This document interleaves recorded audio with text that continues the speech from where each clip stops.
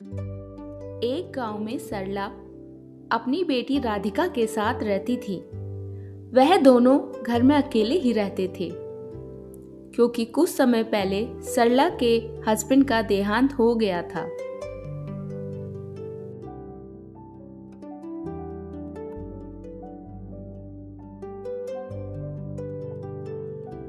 राधिका अपनी माँ के रोज रोज काम पर जाने से बड़ी उदास हुआ करती थी क्योंकि उसको लगता था माँ बहुत बूढ़ी और अस्वस्थ है, पर वो कुछ नहीं कर पा रही है।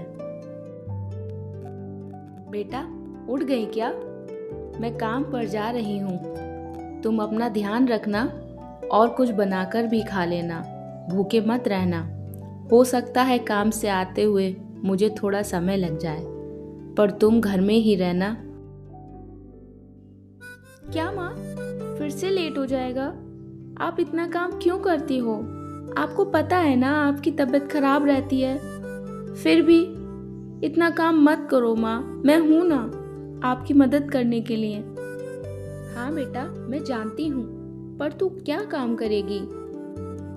माँ, मैं कुछ भी कर लूंगी, पर मुझसे ये रोज रोज आपका काम पर जाना देखा नहीं जाता।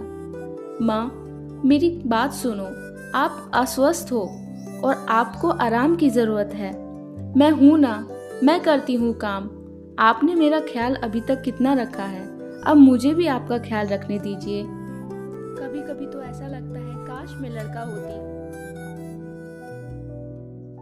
बेटा, हम दोनों मिलकर कुछ कर लेंगे।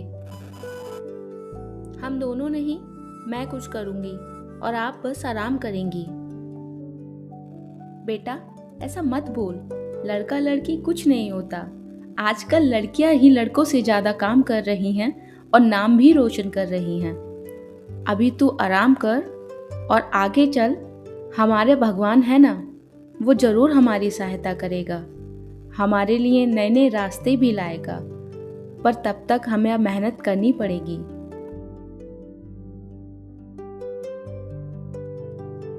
और इतना कहकर सरला काम के लिए घर से निकल जाती है।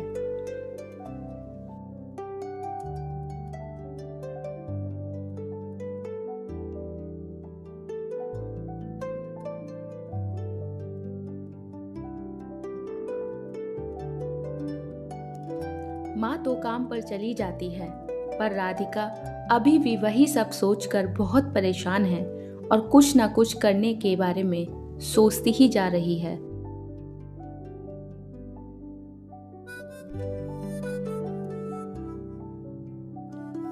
मुझे तो खाना बनाने के अलावा कुछ और आता भी नहीं है।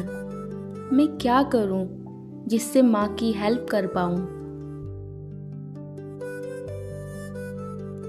राधिका हर काम करते करते कुछ ना कुछ सोचे ही जा रही है जिससे वो अपनी माँ की मदद कर सके।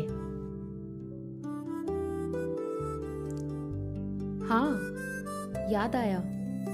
माँ बोलती है कि मैं बहुत अच्छे कढ़ी चावल बना लेती हूँ, तो क्यों ना मैं कढ़ी चावल बनाकर पास के गांव में बेचने जाऊं। पहले देखती हूँ ये मैं कर पाती हूँ या नहीं, उसके बाद ही माँ को बताऊंगी।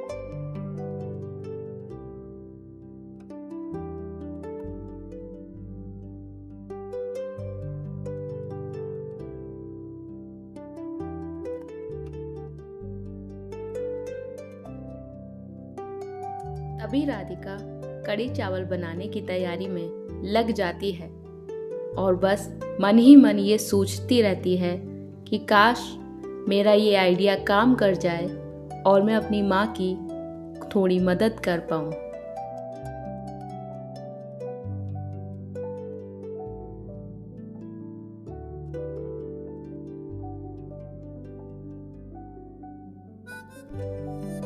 राधिका पड़ोस के गांव में जाकर अपने कड़ी चावल का एक छोटा सा ठेला लगाती है।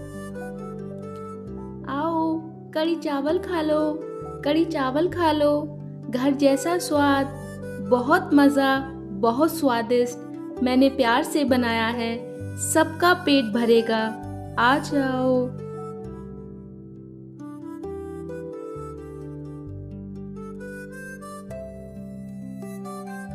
सुबह से शाम हो जाती है, पर राधिका की एक भी प्लेट कड़ी चावल नहीं बिकती है।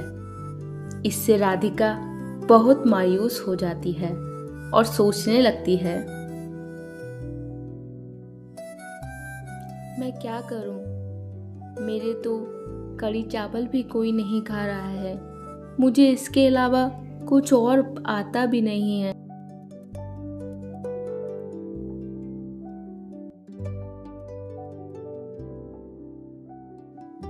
राधिका मायूस होकर खाली हाथ अपने घर लौट जाती है और वह कड़ी चावल गरीबों में बांट आती है।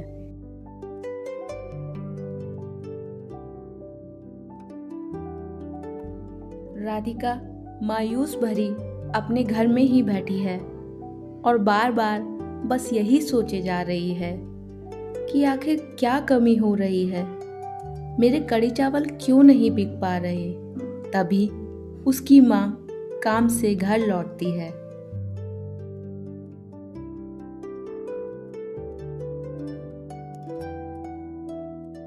बेटा, क्या हुआ? इतनी उदास क्यों बैठी है? कुछ नहीं माँ, बस यही सोच रही हूँ, ऊपर वाला मेहनत के बाद भी फल क्यों नहीं देता है। ऐसा नहीं है बेटा, अगर तुम्हारा दिल सच्चा है तो ऊपर वाला तुम्हारे साथ है हमेशा। इतना कहकर सरला कमरे में चली जाती है और राधिका वहीं बैठे हुए बहुत मोटिवेट हो जाती है। तभी राधिका सोचती है कि नहीं, मुझे ये काम चालू रखना होगा, क्योंकि मुझे माँ के लिए एक बड़ा होटल खोलना है।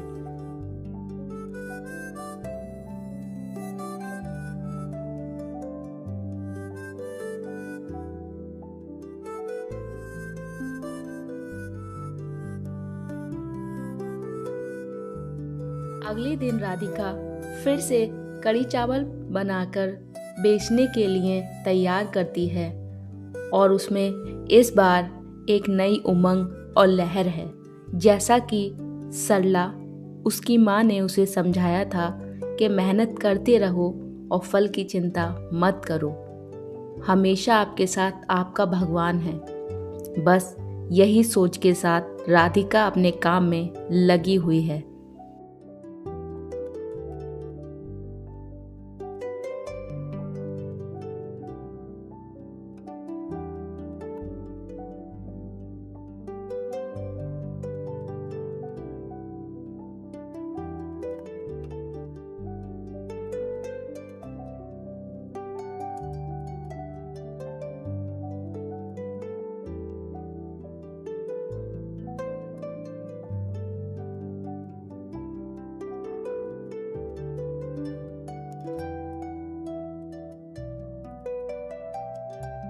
आओ आओ, कड़ी चावल खाओ, गर्मा गर्म, घर के स्वादिष्ट, घर पर बने हुए कड़ी चावल, आ जाओ।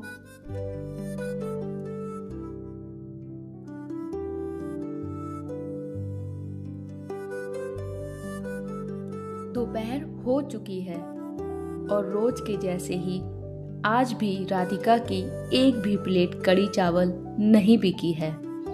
राधिका थोड़ी मायूस है, लेकिन उसकी उमंग और उसका उत्साह अभी भी बरकरार है।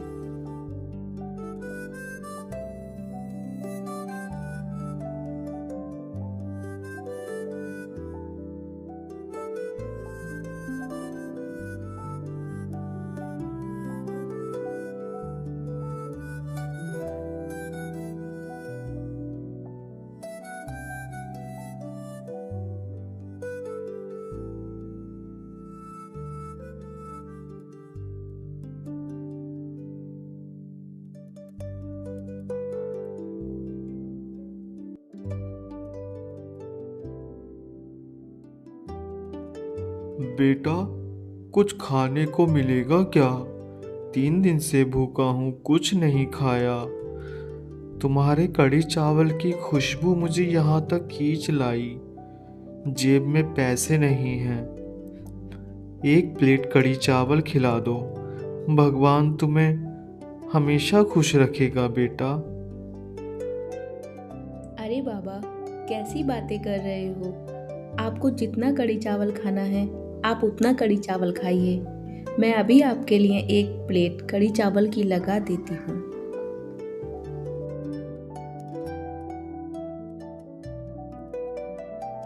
और राधिका एक प्लेट कढ़ी चावल उस गरीब बाबा को दे देती है। बहुत बहुत धन्यवाद बेटा। भगवान तुम्हें हमेशा खुश रखे। आज तुमने एक गरीब की मदद की है। भगवान हमेशा तुम्हारी मदद करेगा।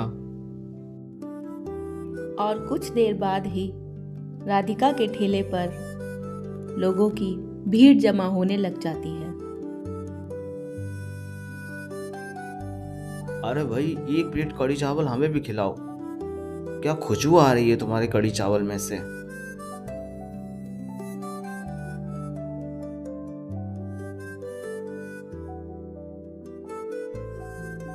और देखते ही देखते पूरे गांव में राधिका के कढ़ी चावल के चर्चे होने लग जाते हैं और उसके पास भीड़ जमा होने लग जाती है।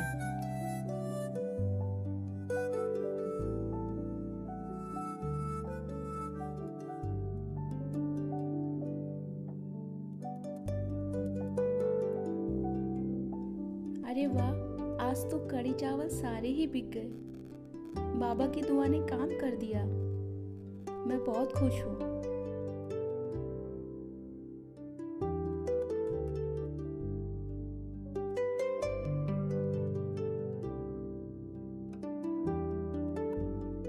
आज राधिका की बहुत अच्छी कमाई होती है और वह खुशी खुशी अपने घर लौट जाती है।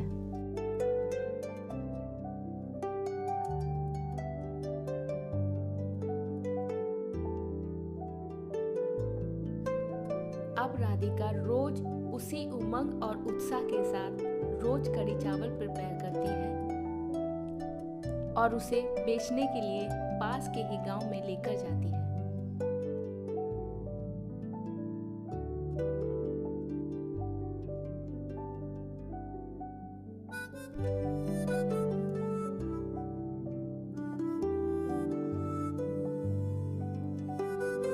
अब राधिका पूरे गांव में फेमस हो चुकी है।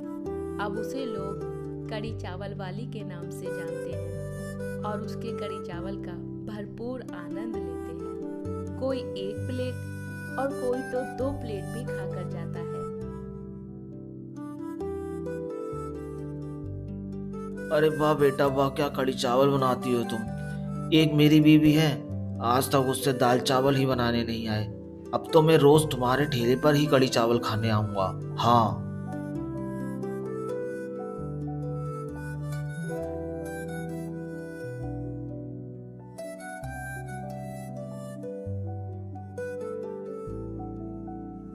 एक दिन सरला जब काम से लौटती है तो अपनी बेटी राधिका को बहुत खुश देखती है।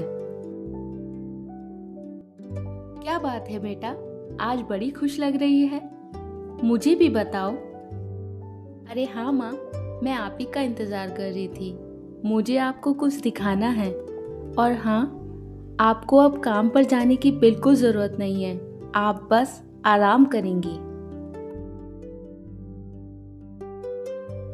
जिस गांव में राधिका ठेला लगाने जाती थी, आज उसने वहीं पर एक अपना बड़ा ढाबा खोल लिया था, जहां पर ग्राहकों की भीड़ हर समय जमा ही रहती थी, क्योंकि उसके कढ़ी चावल इतने फेमस हो चुके थे कि हर कोई दूर दूर से उसके कढ़ी चावल खाने के लिए उसके ढाबे पर आया करता है।